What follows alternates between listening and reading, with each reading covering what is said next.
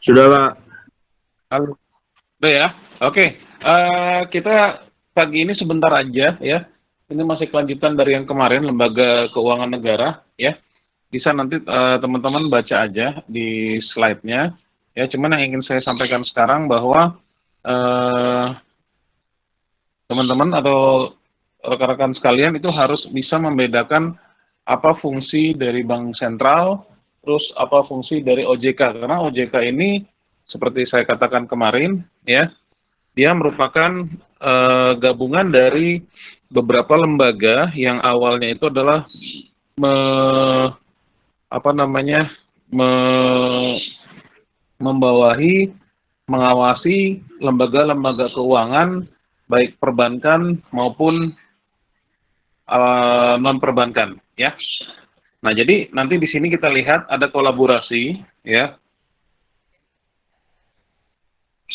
Nah, bisa kita lihat di sini bahwa pembentukan OJK ya itu didasari atas Undang-Undang Nomor 21 Tahun 2011. Nah, tolong dicatat nih ya, di mana dia tugasnya adalah mengatur, mengawasi dan melindungi. Merupakan gabungan dari yang pertama Direktorat Pengawasan Bank yang saat itu berada di bawah koordinasi Bank Indonesia. Yang satu lagi adalah lembaga-lembaga lain ya yang berada di Kementerian Keuangan ya. Nah, jadi di situ dikatakan bahwa OJK adalah merupakan gabungan dari beberapa fungsi pengawasan, pengaturan ya dan pelindungan bagi lembaga keuangan bank dan non-bank. Nah, ini yang harus diingat ya, dimengerti bahwa undang-undang yang mengatur tentang OJK itu adalah nomor 11 tahun 2001.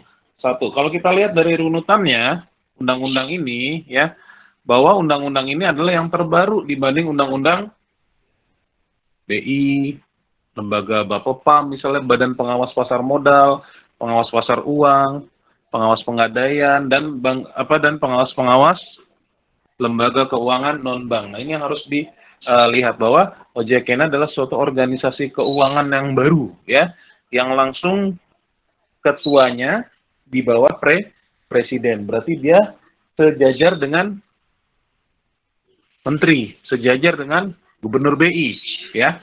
Nah, ini adalah sekelumit mengenai pembentukan OJK. Yang selanjutnya ya, transaksi otoritas jasa keuangan, di mana dia mengawasi pasar modal dan lembaga keuangan non-bank masih berada di bawah Bapepam. Nah, tahun 2011 ya, di sini adalah time schedule ketika pembentukan OJK ya, transisi dari jasa-jasa keuangan ya. Undang-Undang Nomor 21 tentang OJK disahkan 31 Desember, pengaturan pengawasan pasar modal dari institusi kayaknya apa ya, saya lupa. Non-bank ya, pokoknya institusi keuangan non-bank ya, IKNB beralih ke OJK. Nah, setelah non-banknya beralih, terus barulah badan pengawasan yang masih berada di BI beralih ke OJK, tepatnya tanggal 31 Desember 2013. Nah, setelah itu efektif yang ada di bawah OJK adalah semua pengawasan yang tadinya ada di Bapepam dan yang tadinya ada di bawah Bank Indonesia pindah ke OJK. Nah, ini kalian tolong diperhatikan, dipahami mengenai masa-masa transisi ya, otoritas jasa keuangan bank maupun non-bank ya. Nah, ini data ini langsung saya ambil diberikan oleh Pokja ya untuk akademisi ya, Pokja Literasi dan Inklusi Keuangan. Selanjutnya, latar belakang berdirinya OJK ya. Yang pertama, konglomerasi bisnis, adanya integritas produk jasa keuangan, hybrid produk ya, arbitrase, koordinasi lintas sektoral dan perlindungan terhadap konsumen. Kalau kita sedikit nyimak hampir sama dengan arsitektur perbankan ya. Nah, di sini membutuhkan sistem pengaturan pengawasan terintegrasi, artinya satu pintu, ya. Nah, barulah diwujudkan adanya reformasi institusional, ya. Oh, sorry, IKNB itu adalah institusional keuangan non-bank tadi ya. Dan di pengaturan dan pengawasan sektor jasa keuangan. Ya, pokoknya yang berhubungan dengan pengumpulan dana, ya, masyarakat terutama, ya, itu harus di bawah pengawasan OJK. Apa maksud dari konglomerasi bisnis? Ya, lembaga keuangan besar yang ada di Indonesia mengalami transformasi kegiatan usaha yang semula hanya bank, namun saat ini menjadi konglomerasi keuangan yang bersifat menjual produk jasa keuangan. Contoh-contoh, misalnya ada namanya ini sebenarnya kiasan dari beberapa nama bank ya, Bank Dinamis misalnya ya. Di bawah Bank Dinamis dia mempunyai beberapa anak perusahaan. Katakanlah ada asuransi, life insurance, ada finance, pembiayaan ya, ada sekuritas, modal, terus di bawahnya ada aset management ya kan. Terus ada lagi lembaga keuangan dana pensiun, terus syariah. Nah, adanya konglomerasi bisnis ini di lembaga keuangan memerlukan lembaga pengaturan dan pengawasan yang terintegritas. Jadi, walaupun mereka di bawah, katakanlah induknya adalah di sebuah bank, ya, tapi tetap semua ke bawah-bawahnya itu diawasi oleh OJK, diatur oleh OJK dan segala macam. Ya, jadi kalau kita lihat di sini, ini biasanya ya kalau bank yang banyak anak perusahaan itu suka nggak lama gitu loh. Artinya seolah-olah bank itu karena bank itu sebagai induknya ya, automatically kan dia harus menutupi dong subordinary ya, subordinary itu adalah anak perusahaan. Ya ini sekilas aja, dulu banyak bank yang seperti ini ya, banyak banget anak perusahaannya. Tapi kalau yang ini cukup bagus karena di bawahnya adalah lembaga keuangan ya. Tapi kalau dulu ada yang memiliki bank itu sebagai seolah-olah sebagai dapurnya si perusahaan tersebut ya. Contoh Lipo misalnya. Real estate-nya Lipo, bisnis apanya Lipo, bukan tidak berhubungan dengan perbankan dengan keuangan. Nah, itu jadi seolah-olah Lipo itu sebagai sapi perah ya. Nah, itu juga seperti kalau saya di Trans itu bukan Bank Meganya ya, Bank Mega merupakan induknya ya. Di Transport itu ya. Nah, inilah 10 menit mengenai konglomerasi bisnis yang diawasi oleh OJK. Selanjutnya integrasi produk dan jasa keuangan. Ya, terjadinya cross-sell produk jasa keuangan di beberapa lembaga jasa keuangan yang berbeda disertai dengan perpindahan risiko. Contoh misalnya di CMB Niaga, ya, harusnya seperti kita bicarakan kemarin menghimpun dana itu tabungan, giro, dan deposito. Tetapi berubah atau mengalami development, mengalami product development. Artinya bank itu untuk menarik minat orang supaya menabung atau membuka rekening tabungan dimodifikasi. Katakanlah misalnya adanya tabungan asuransi misalnya, berarti kan dia bekerja sama dengan pihak asuransi. Nah, ini yang dinamakan terjadinya cross-selling produk. Jadi bank itu tidak serta-merta hanya menghimpun dananya masyarakat toh. Misalnya Nigel buka tabungan, terus Anissa deposito, Saifullah misalnya buka giro. Nah, mulai dimodifikasi karena semakin banyak modifikasi, semakin banyak orang untuk berminat untuk spend dananya di perbankan. Nah, inilah yang maksudnya terjadi cross-selling di antara lembaga keuangan yang ada. Jadi, ketika bank membuka, contoh di tempat saya dulu CMB Niaga ada namanya tabungan pendidikan. Tabungan pendidikan ini seperti kita menabung setiap bulan rutin, ya. Nanti keuntungannya bisa kita ambil setelah misalnya manfaat masa 10 tahun misalnya, atau ketika anak saya mau kuliah saya bisa ambil dana itu. Seperti deposito, teman, ini jangka waktunya lebih panjang, ya. Kalau terjadi kenapa-napa terhadap saya misalnya ya, yang si penanggung, nah nanti tertanggungnya itu adalah anak saya. Misalnya saya membuka rekening ini untuk anak saya nanti kuliah, saya nabung dari sekarang dengan ada pengembangan, otomatis ketika saya belum sampai, misalnya umur saya nggak sampai lah dengan jangka waktu ketika anak saya kuliah, nauzubillah min dzalik ya, mudah-mudahan sampai dong, doain dong ya. Artinya bank akan menanggung, mengcover seperti asuransi. Nah, disitulah terjadi cross-sell antara bank dengan asuransi. Ya, begitu juga dengan produk investasi. Bank juga sekarang bisa sebagai broker. Ya, lembaganya itu di perbankan itu disebut custodian. Ya, artinya dia menjual saham juga sebagai manajer finance-nya untuk orang yang mau membeli saham, broker katakan.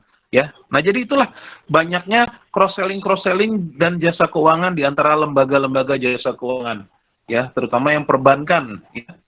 Nah, oke. Selanjutnya hybrid products, ya, adanya globalisasi sistem keuangan, kemajuan teknologi informasi dan inovasi keuangan, maka perlunya koordinasi antara lembaga keuangan atau otoritas. Karena kan sudah lihat ya teman-teman ya, kemajuan teknologi semua one touch ya, artinya satu sentuhan aja kita sudah bisa bertransaksi, nggak perlu kita harus keluar ongkos untuk ke ATM atau ke cabang atau ke gedung banknya, istilahnya kayak gitu ya, karena di situ adanya produk hipotesis berbasis IT dan saling terkait antar institusi jasa keuangan. Nah itu yang namanya hybrid products ya. Yang selanjutnya adanya arbitrase peraturan ya, perusahaan publik terdaftar di Bursa Efek untuk yang apa namanya TBK ya, atau perseroan terbatas ya, perseroan terbuka, sorry, TBK itu terbuka ya, artinya sahamnya sudah dilepas ke publik ya, yang terdaftar di di BEI sekarang ya, atau Indonesia Stock Exchange ya. Terus dengan lembaga keuangan ya. Nah, pengawasannya berarti ada dua yang berbeda, berpotensi menimbulkan arbitrase atau terjadinya dual kepentingan atau tabrakan antar kepentingan ya.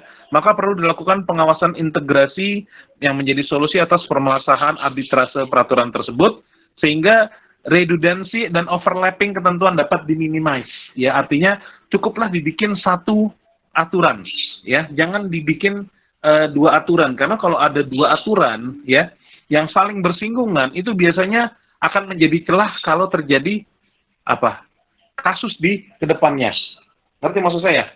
Jadi kalau misalnya ada aturan dia salah secara aturan ini A, tapi dia merasa terlindung atau berlindung di aturan yang B, ya kan? Jadi sehingga seolah-olah terjadi apa? Terjadi pertentangan di antara aturan-aturan yang ada, ya, ketentuan-ketentuan yang ada. Itulah mengenai arbitrase peraturan. Nah, adanya koordinasi lintas sektoral. Yang seperti kemarin adanya forum stabilitas sistem keuangan ya. Nah, ini hampir sama, ya. Adanya koordinasi OJK dengan Bank Indonesia, Kementerian Keuangan, LPS dan sebagainya.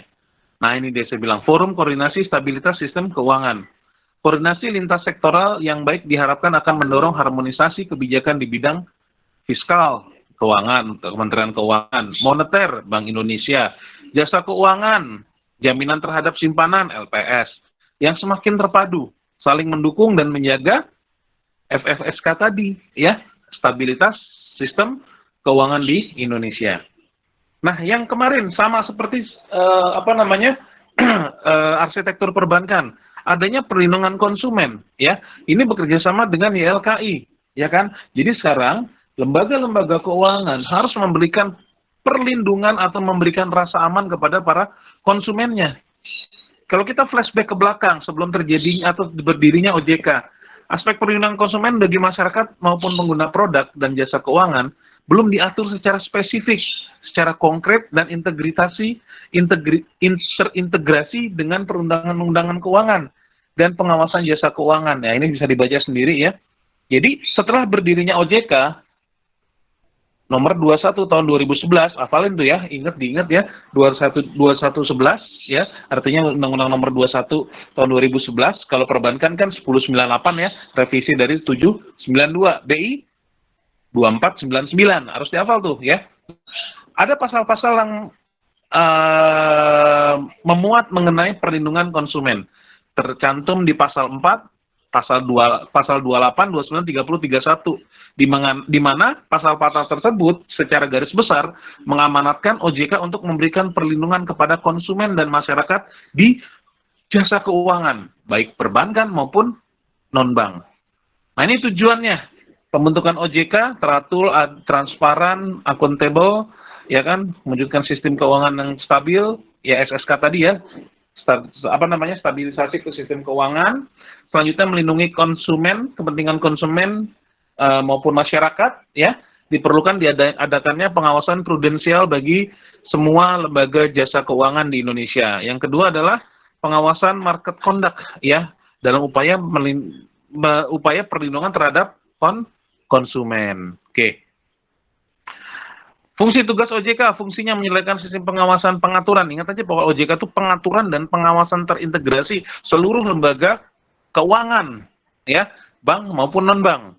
Ya, kalau saya sebutkan lembaga keuangan berarti sudah include bank dan non-bank, ya. Tugasnya. Nah, di sini kan kalian karena silabusnya atau kurikulumnya nanti mempelajari tentang lembaga keuangan non-bank, ya berarti inilah OJK lah lembaga untuk yang mengawasinya. Kalau anak EB itu baru semester depan. Jadi makanya di sini dipadetin nih materi untuk tim EA ya, anak-anak mahasiswa manajemen, karena di sini ujian utama ya. Nah, tugas OJK apa? Ya kan, yang pertama melakukan pengawasan dan pengaturan ya terhadap jasa keuangan perbankan, pasar modal, asuransi, bla bla bla bla dan lain-lainnya. Nah, dilihat di bawahnya adalah pasal 6 Undang-Undang 21 2011 ya. Yang sebelahnya fungsinya pasal 5 21 2011. Tuh hafalin tuh. Fungsi 5 21 pasal 5 Undang-Undang nomor 11 tahun 2011. Kalau tugas pasal 5 UU 21 garis miring 11 ya. Wewenangnya. Nah, ini pasal 789 ya. Nah, itu adalah fungsi, tugas dan wewenang OJK ya. Silakan mengerti.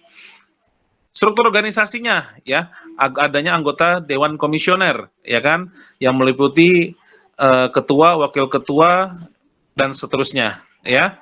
Nah, kegiatan operasionalnya dipimpin oleh ketua OJK ya. Ketua OJK pusat maupun OJK di daerah. Oke. Bagaimana sistem pengawasan di sistem keuangan? Fiscal Authority ya, ini biasanya tugasnya dari Dirjen Pajak nih ya, di Menteri Keuangan, Kementerian Keuangan, di bawah Kementerian Keuangan ya, menghasilkan fiscal policy. Di Kementerian Keuangan mengatur dan melaksanakan kebijakan fiskal. Monetary Authority ya, di Bank Indonesia menjaga stabilitas moneter. Finansial System Stability Authority. Nah, sekarang bertambah satu. Jadi otoritas stabilitas sistem keuangan ya, tugasnya OJK. Jadi kalau ditanya, sebutkan sistem pengawasan keuangan yang ada di Indonesia. Yang pertama, Fiscal Authority, kedua, Monetary Authority, ketiga, Financial System Stability Authority. Harus hafal siapa yang mengendalikannya, lembaga mana yang menjalankan fungsi-fungsi tersebut. Ya. Nah, ini tiga nih, istilahnya tritunggal nih, ya kan, dalam pengawasan sistem keuangan. Oke? Pokoknya kalau siapa lembaga otoritas fiskal di Indonesia, Kementerian Keuangan melalui Dirjen Pajak. Yang kedua, Monetary Authority, ya, yaitu Bank Indonesia. Ketiga adalah Stability atau Sistem Stability, Financial System Stability Authority, yaitu OJK. Nah, pengawasan makroprudensial oleh Bank Indonesia seperti biasa. Nah, mikroprudensialnya oleh OJK, ya. Makroprudensial stability untuk stabilitas whole of the world financial system. Kalau yang mikroprudensial stability-nya oleh OJK itu stabilitas of individu finansial, jadi masing-masing lembaga keuangan. Kalau yang BI seluruh lembaga keuangan perbankan, oke? Nah, itu sistem pengawasannya. Tetapi sekarang kalau secara besaran BI itu tidak mendetail, tapi kalau OJK namanya microprudential stability ini adalah secara mendetail ya, individual financial institution secara institusi lembaga keuangan. Pengawasan sistemnya fiscal authority, monetary authority ya. Nah, ini ada petugas-petugasnya nih ya, fiskal Kementerian Keuangan pasti Menteri Keuangan. Monetary atau sistem moneter adalah Bank Indonesia, di mana sebagai Central Bank of Indonesia, ya, yaitu Gubernur Bank Indonesia. Financial System Stability, yang pertama adalah OJK, ya. Oke. Selanjutnya sejarah singkatnya bisa teman-teman baca sendiri aja ya. Pokoknya intinya perbankan itu dari bank, lembaga pasar modal dan lembaga keuangan lainnya dari Bapepam ya. Oke, ini sejarah singkatnya bisa teman-teman baca. Ini apa nih, BPJS tenaga kerjaan, udah. Ini sebelum OJK berdiri, setelah OJK berdiri ya, perlunya pengawasan mikroprudensial. Kenapa? Nah, ini silakan dibaca ya kan. Microprudential supervision ya, microprudential regulation consisting of such measure of certification of those working in the financial sector ya. Ini yang secara mikroprudensial tadi yang OJK. Kalau yang makroprudensial supervision adalah Bank Indonesia. The wall of apa namanya financial institution. Oke. Bisa dibaca aja ya. Mikroprudensial, stability, financial industrial soundness, dan microprudential supervision, ya, soundness of balance sheet and profit loss. Jadi diperiksanya secara laporan keuangan. Individual risk assessment meliputi liquidity risk, credit risk, market risk, operational risk, and the other risk. Ya, ini microprudential masih yang OJK ya.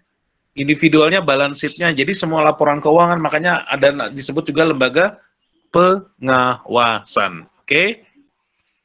Aspek-aspeknya wewenang OJK-nya yang tadi pasal 7 silakan dibaca 789 ya. Kalau untuk tadi apa fungsinya apa? Nomor 5. Kalau satu untuk wewenang apa namanya? Tugasnya nomor 6, pasal 6. Jadi fungsi pasal 5, tugas nomor pasal 6, wewenang 789, Undang-Undang nomor 11 tahun 2000, Undang-Undang nomor 21 tahun 2011. Itu aja yang harus diingat. Ini biasanya sering disinggung-singgung nih di ujian utama ya. Saya sendiri belum tahu format untuk ujian utama tahun ini seperti apa ya. Jadi tolong dipahami undang-undangnya tentang OJK. Kalau tentang BI, undang-undang OJK juga nggak usah jauh-jauh, pasal 5, 6, 7, 8, 9 aja ya. Fungsi tadi 5, tugas itu pasal 6, 7, 8, 9 adalah wewenang di 21 nomor 2011, nomor 21 tahun 2011. BI 24 tahun 99. Perbankan 7 tahun 998. LPS nanti kita pelajari, oke? Ini aspek-aspeknya ya, silakan dibaca. Di pasal 8-nya, pasal 9-nya ya, pengawasan terintegritasnya seperti ini. Pengertian pengawasan market conduct-nya seperti ini ya. Market conduct merupakan keterkaitan praktik bisnis dengan konsumen retail ya. Oke. Nah, ini jaringan-jaringan kantor regional dan OJK, ya saya bilang kemarin, di Sumatera nggak semuanya, kebetulan saya punya sepupu di Sumatera Barat, ditugaskan sebagai wakil di sana, ya, itu saya sedikit banyak diskusi dengan beliau ya. Nah, itu adalah kantor-kantor OJK. Kalau BI, ada di semua provinsi. Ingat tuh, BI ada di semua provinsi, ya. Kalau ini, ya, kantor regionalnya ada 9, kantor OJK-nya ada 26. Lihat yang sebelah kiri, ya, di bawah tulisan OJK. Oke. Selesai, terima kasih. Ada pertanyaan sampai di sini teman-teman sekalian? Mohon maaf saya agak sedikit cepat aja, nggak apa-apa ya. Kan kalian mau praktikum ya. Mohon maaf saya ngambil waktunya mengenai materi yang harusnya saya sampaikan besok, tapi saya ada rapat di Departemen Dalam Negeri besok, jadi saya harus memajukan sekarang. Ya, jadi saya habis ngajar besok, saya harus cabut langsung ke daerah apa namanya Departemen Dalam Negeri sana, veteran, dekat istana, di belakang istana. Oke teman-teman, ada pertanyaan sampai di sini? Miguel, Anissa, Syifa, Rizka, ada pertanyaan? Maaf Pak. Materi yang dari Pas dulu. minggu 1 belum dikirim Pak. Oke, nggak apa-apa. Nanti saya kirim, gini Miguel, saya tuh sengaja ngirim agak sedikit belakangan, karena kita kan pertemuan itu sampai 10 ya. Nanti ingetin saya di pertemuan 9 aja, atau supaya kalian nggak lupa gitu loh, ya. Nanti kalian bundel aja, nanti langsung iniin. Atau mau kirim satu-satu, kalau satu-satu tapi saya nggak nanggung resiko ya, kalau hilang atau, makanya gini, sorry nih, kemarin kan saya sedikit nggak usah dibikin grup gitu ya, tapi kayaknya kurang efektif juga, kesian Nigel, saya belas-belas terus ke Nigel, ternyata kelas EA dan EB yang ada, 28, 332, terus EB 13 bikin grup, Gak apa-apa deh, Gel, bikin aja. Ya, teman-teman setuju ya? Jadi nanti saya kalau ada info-info mengenai up to date masalah perbankan, bisa saya share di grup deh. Gak apa-apa deh, jadi biar genepin grup di saya ada 123 grup, ya. Oke, Pak. Gimana, teman-teman? Setuju ya? Gel, tolong dibikin grupnya, Gel, ya. Siap, Pak. Untuk perbankan ini, oke. Oke, itu aja teman-teman sekalian. Sorry saya agak sedikit cepet supaya kalian bisa persiapan untuk praktek. Saya juga masih ada kuliah lagi, ngajar lagi gitu ya. Saya harus bikin materi buat besok. Ya kesannya sok sibuk lah. Ya, oke. Gitu aja teman-teman sekalian. Absennya sudah saya catat tadi, saya screenshot. Ya. Sukses buat kalian semua. Terakhir biasa salam hormat saya untuk orang-orang yang bikin kalian sukses bisa seperti sekarang ini. Salam hormat saya buat mereka, ayah bunda kalian atau orang-orang lain yang berjasa. Terakhir, Assalamualaikum warahmatullahi wabarakatuh. Waalaikumsalam warahmatullahi